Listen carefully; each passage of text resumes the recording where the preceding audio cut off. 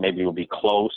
Maybe that Baltimore, Cleveland, just because of the history with those franchises, with everything that's happened. Maybe that's another game I'm kind of keeping an eye on as well. Yeah, plus, too, that's a good point you bring up. I'm glad you talked about the Browns. They got punched in the mouth last week, too, against the Los Angeles Rams. A lot of people rumbling and talking about stuff, and that's a chance for that team to kind of show they know what they're doing, too. Because, if Cleveland Browns lose tomorrow, you thought that people were talking a lot about the Browns now. Let them lose tomorrow and see what happens. And then real quick, too, because I want to hear your take, because you were the first guy I saw on social media or anywhere who hopped up on this back in the day. I want to say it might have been like June or July when Duke Johnson was complaining about playing time in Cleveland and demanded a trade. And he got called out a little bit by Baker Mayfield. Not even a little bit. He got called out by Baker Mayfield for asking for more playing time and asking for a trade. And now I see Baker doing the same thing to Antonio Brown via social media as well. He had a little comment on Instagram throwing some shots at Antonio Brown, who's not even on his team. So, I just want to get your opinion. I know we're only a few weeks into the season, but I know I'm starting to feel this way. Is your opinion and the way you thought about Baker Mayfield changing a little bit? I'm not trying to say like he went from being an MVP candidate to a bum. I'm just talking about it was a feel-good story, in my opinion, the way it was presented. This guy's going to be the savior of the Cleveland Browns. And now I'm just kind of like, when it comes to Baker and kind of how he plays on the field and how he handles up off the field. My opinion of Mayfield hasn't changed at all. And, I don't know him. He could be a great person for all I know. But my initial reaction, my initial impression of what I've seen from afar was he sort of seemed like a punk. And that's kind of how I've always felt. Now, given the fact that I don't know him personally, and given the fact that he's still young in his career, I think we still have to see kind of how it plays out. But I've never really changed on my thought about him. I'll give him credit if I see him go out there and make some plays and stuff. But I just see a guy that's cocky. And I know you have to have that confidence and that cockiness. You got to have a side of that in order to play any of these sports, in order to compete. But I just see somebody that, just seems like he's a little over the top, probably somebody I probably wouldn't want to hang out with, to be honest with you. And, he's just always into something. People wanted to paint him as the underdog story and the feel-good story. I know people want Cleveland to do well, and there's a lot of reasons to support that. But I don't know, man. It's just something about him that I think, that personally kind of rubs me the wrong way a little bit, and it rubs, a lot of people the wrong way. If I met him, if I really got to know him, possibly that would change, but that's just kind of always been my impression with him, from observing him the way I do. Yeah, no doubt. Now, for me, game of the week, I've talked about it before the football season started, man. I just want to see competition. Anybody that knows me knows there's certain – I'm not afraid to say it – certain teams and franchises that I've been a hater of and I'm a hater of for life. Like, I'm a Yankees fan, so I hate the Boston Red Sox. I don't like the Duke Blue Devils at all. I thought that when Kevin Durant went to the Golden State Warriors, they went from being a great team to being Thanos on the basketball court. So I hated that team because of that move. So now when it comes to – in that same sentence – obviously, being a Michigan fan, Tom Brady is the greatest quarterback that ever played for Michigan, even though he played like 5 games for us. We still claim Tom. But, man, it would be nice just one time to see a team challenge the New England Patriots in the AFC East. They have owned this division, it feels like, since the beginning of time. So, for me, the game of the week is Buffalo Bills, New England Patriots, both teams undefeated. You could possibly say that both teams really haven't played anybody, but that's not true. It's the NFL. Every team is professional, and you play who's in front of you. But for the Bills, man, with Josh Allen, Frank Gore, that nasty defense that they have there in Buffalo, the playmakers they have on the outside, you think about a guy how's his name escape me? He used to play for the Cowboys. Now he plays Cole Beasley being in the slot for the Bills. Some of the other guys they have on the outside. This is Buffalo's chance to show Big Brother that we are not the same old Buffalo Bills. It ain't about the Bill. It's not just about Bills Mafia and jumping on tables and having great tailgates. We play good football. So I really want to see the Buffalo Bills put up a good fight tomorrow. I want to see them win. But if they can't beat the Patriots, at least to leave the Patriots bloodied and bruised and let them know that we're coming for you. I mean, think about it, Pat. When was the last time you saw anybody besides the New England Patriots not only win the AFC East, but just challenge them for the title? I mean, it's always been the Patriots. I just want to see a good game, and I want to see Buffalo put the Patriots on notice tomorrow. No, I'm with you. I think you want to mix some things up sometimes and just have something different. And even if it's not, for the AFC East title, or even if it's not for a spot for the playoffs or whatever, at least tomorrow come out. I think that would be pretty cool. Buffalo goes 4-0. New England takes a loss. Everybody will be looking at that game when they have the rematch later this year. Never mind. I might take that back. Because if Buffalo goes out and beats New England like that, the Redskins have to play New England next. So that might not be a good thing. That might not be a good thing, man. If Brady's upset and Belichick's upset. Nah. But but for real, man, I'm with it. I'm with it too. I would like to see any kind of shake up around the league, mix some things up, but definitely Buffalo. It'd be pretty cool to see them have a good year. I don't know what will happen, but like you said, we'll see, man. It'd be nice to kind of come out with that. Bills Mafia, you talked about that, man. Those are some wild fans right there. I gotta go, man. I want to go one time. Before I get too old, I want to roll. Yeah, I want to go. I wouldn't mind being there, but I got to watch from afar, man, because those guys are dangerous. I mean, setting yourselves on fire, jumping on tables. But it would definitely be something kind of cool to, to sit back and just watch. Watch from a safe distance, but watch.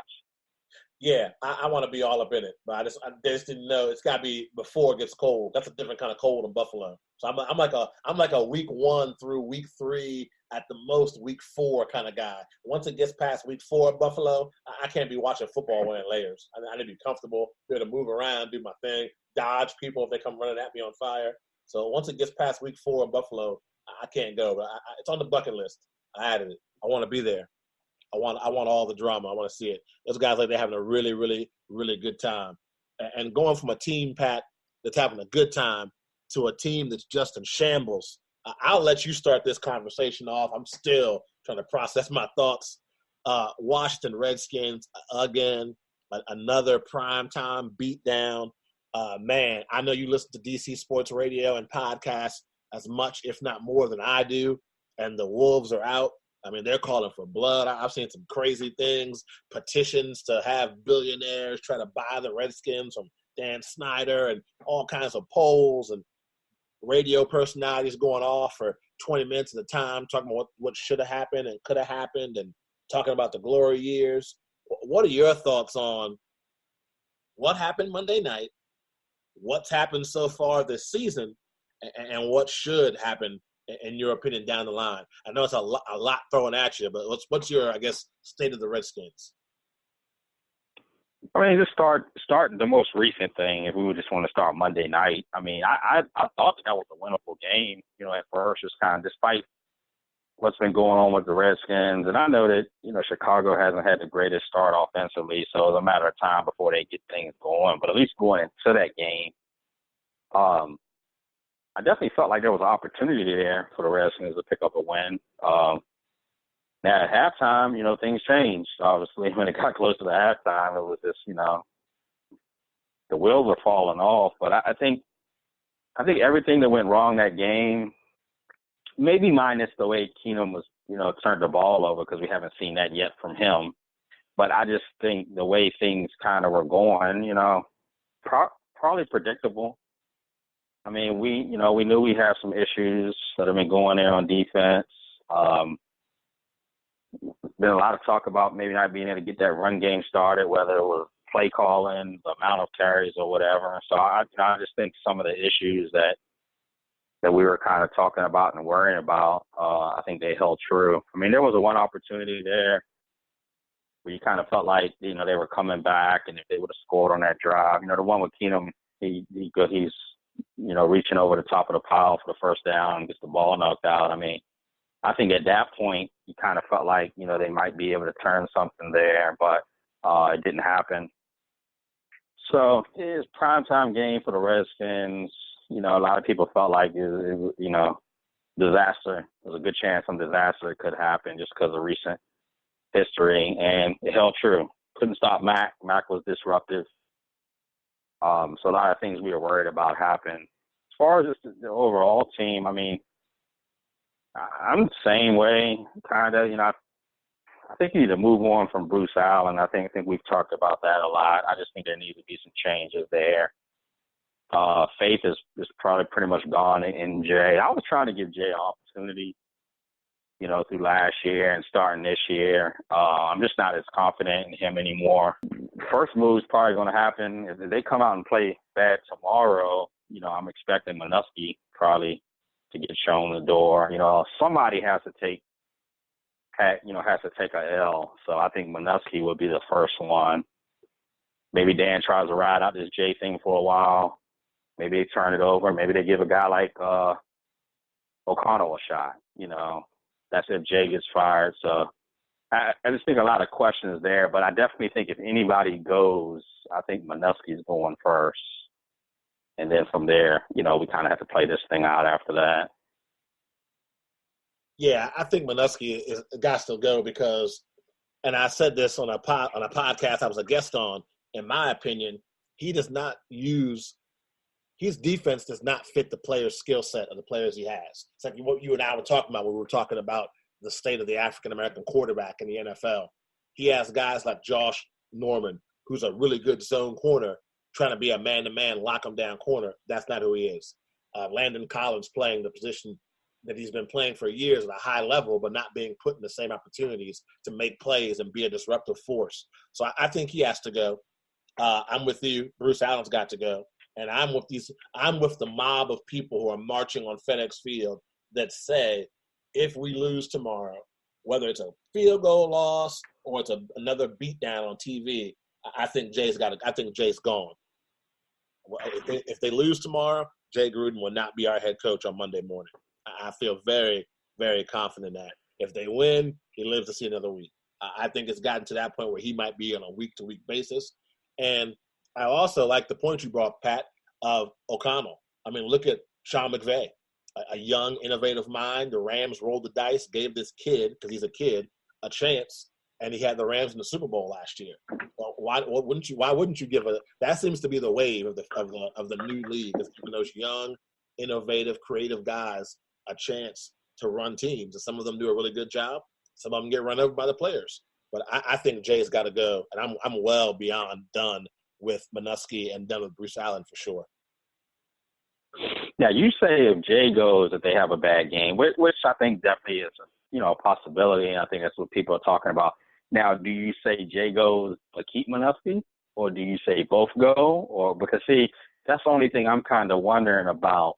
Can they and will they afford to make multiple moves? So let's just say the offense does well. Let's say it's a shootout.